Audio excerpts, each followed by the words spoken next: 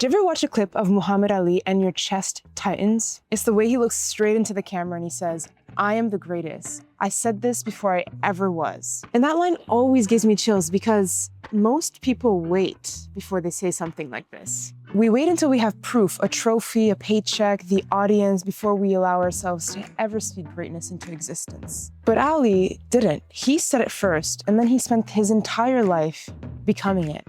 That takes a lot of courage because that's not just fighting another boxer, that's fighting the world's doubt and your own voice of hesitation. So this is what today's video is about, the courage to speak before you win. When you watch his videos, Ali wasn't trash talking, he was training his mind in public.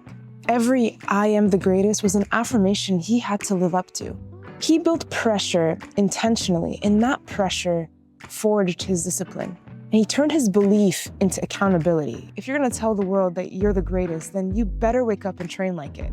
Most of us fear that kind of public commitment. We say, let me work quietly, let me prove it first. But the truth is that we hide behind silence because we're scared of being wrong. We don't want people to watch us become something slowly, but Ali, he let them watch. He let them doubt, and that's why they never forgot him.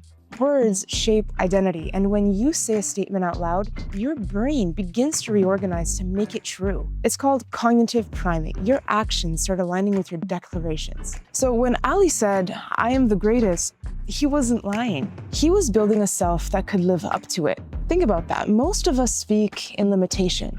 I'm trying, I'm hoping, maybe one day. Those words become cages, but Ali's words become wings. He wasn't waiting for reality to confirm it. He was speaking reality in motion. And at this point in 100 Bold Day 18, you might feel it too. That voice that says, what if people stop caring? What if I plateau? Is this really worth it? But this is the middle. This is the messy part between enthusiasm and mastery. The part where most people disappear. And it's at this part where Ali's mindset saves you. He never stopped declaring his vision, even when he was losing, even when he was banned from boxing for refusing the draft, even when the entire country turned its back on him. He spoke his beliefs before the crowd came back around. And that's not arrogance, that's conviction.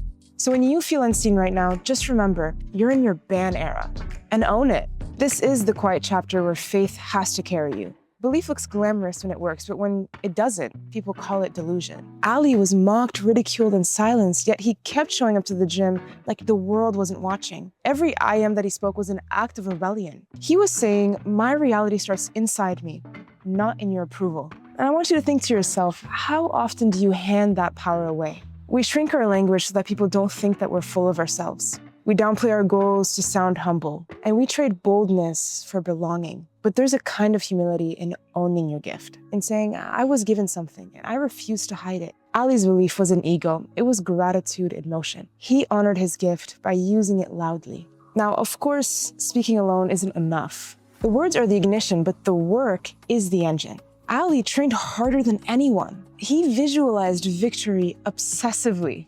He'd say things like, suffer now and live the rest of your life like a champion. He matched his declaration with daily deposits. And that's where most of us slip. We make the declaration, but we won't change the calendar. We say, I'm building a movement, but our schedule still looks hesitant. When you speak it, back it up with structure, because your words lose power if your actions contradict them. Ali's greatness wasn't just in his mouth, it was in his mornings. So here's your mirror moment. What would your "I am" statement be right now? Not the version you think you're allowed to say, the one that scares you if you said it out loud. Maybe it's, I'm building a world-class company. I am the greatest motivational speaker in the world. I'm done hiding. Whatever it is, say it out loud. Do it right now if you can. If you need to pause this video, just say it, declare it out loud. Because the moment you say it, you start holding yourself to it. It stops being a dream and starts being an identity. When I started this 100 Bold series, I honestly didn't think I could keep up. Posting every morning at 7 a.m., editing at 4:30 a.m., putting my whole heart online for 100 days straight, and not just on short-form videos, YouTube, long-form videos. It sounded bold, but it also sounded insane. But still, I declared it. I said I'm doing 100 videos in 100 days. The moment I posted that first video, something shifted. The option to quit vanished.